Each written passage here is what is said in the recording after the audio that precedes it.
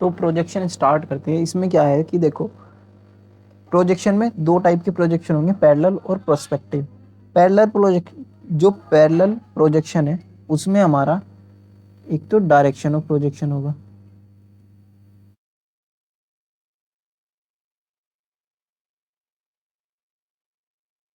Direction of projection होगा, है ना। और इसमें क्या है कि प्लेन ऑफ प्रोजेक्शन भी एग्जिस्ट करता होगा। और जो पर्सपेक्टिव है, पर्सपेक्टिव में क्या होगा कि हमारा प्लेन ऑफ प्रोजेक्शन होगा, है ना, और सेंटर ऑफ प्रोजेक्शन होगा। सेंटर ऑफ प्रोजेक्शन में क्या होता है, एक पॉइंट पर्टिकुलर होता है जो जहाँ से लाइट आ रही होती है ना। प्लेन ऑफ प्रोजेक्शन क्या हो गया, जहाँ पे हमारी ऑब्जेक्ट, मतलब ये प्लेन है कोई, इस पे प्रोजेक्ट होके हमारी ऑब्जेक्ट बन रही है ना। तो ये हमारा प्लेन ऑफ प्रोजेक्शन हो गया। तो इसमें ऐसा ऐसा होता है इन दोनों में। अब जो पैरेलल है, मतलब हाँ, पहले पर्सपेक्टिव देख लेते हैं। क्या लिख दिया मैंने,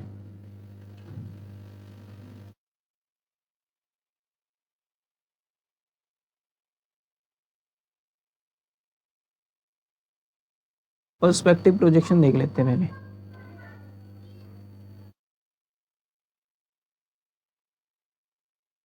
पर्सपेक्टिव, पर्सपेक्टिव में क्या है कि हमारा लाइन जो होगी ना, वो जो व्यू लाइन है वो आपस में एक दूसरे की परपेंडिकुलर नहीं होगी, मतलब पैरेलल नहीं होगी। वो कुछ मतलब इस टाइप से ऐसे पीछे अपेयर होती हुई, मिलती हुई दिख रही होगी हमें।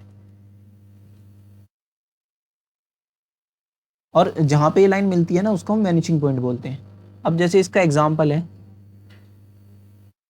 कि रेलवे लाइन होगी। रेलवे लाइन होती तो सीधी है, पर वो हमें इन्फिनिटी पे मिलती हुई दिखती है ना।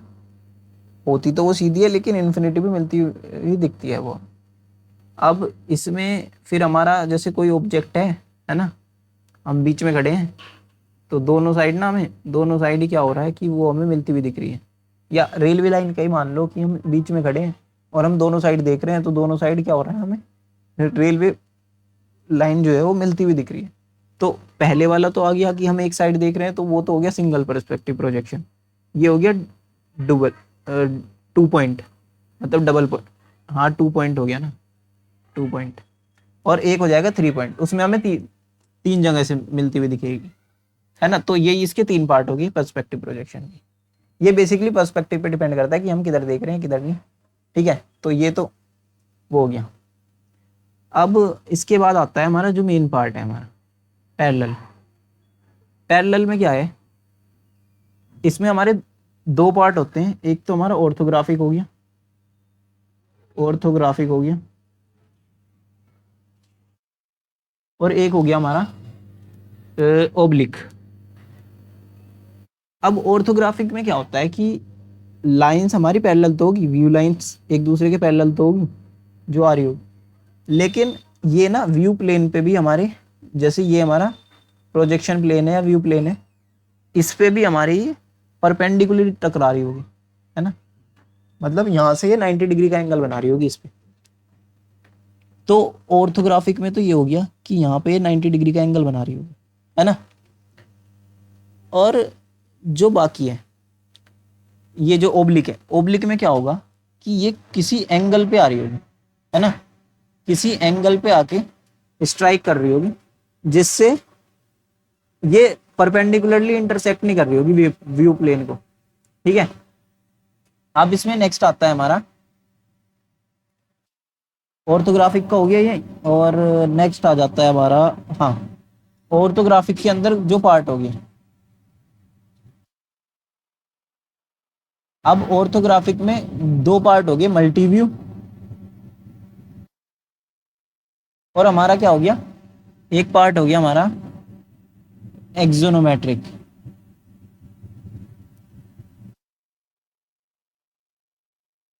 तो जो ये है ना मल्टी व्यू,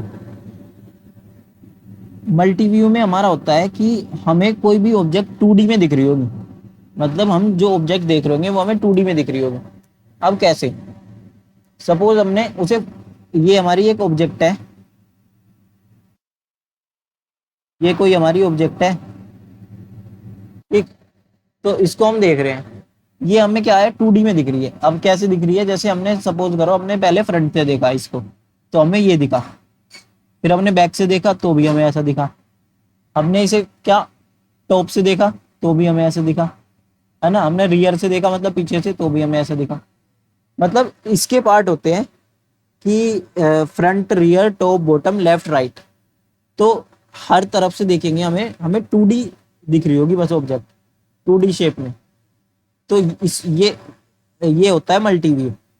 अब जो इसमें है एक्सिनोमेट्रिक में क्या है कि इसमें 3 पार्ट होते हैं हमारे, ट्रायमेट्रिक, डायमेट्रिक और आइसोमेट्रिक, ठीक है। अब इसमें क्या है, इसमें हम 3D ऑब्जेक्ट देख रहे होंगे, है ना, और जैसे यही हमारी एक ऑब्जेक्ट है,